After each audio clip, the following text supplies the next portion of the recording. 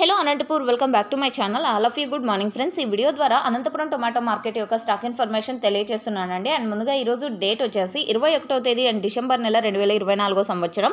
And ఈరోజు వచ్చేసి Anantapuram tomato market stock తీసుకుంటే కనుక నిన్నటితో పోలిస్తే కనుక చాలా ఎక్కువగా స్టాక్ అనేది తగ్గింది. ఆల్రెడీ తమ్నైల్లో చూసే మీరు తెలుసుకొని ఉంటారు.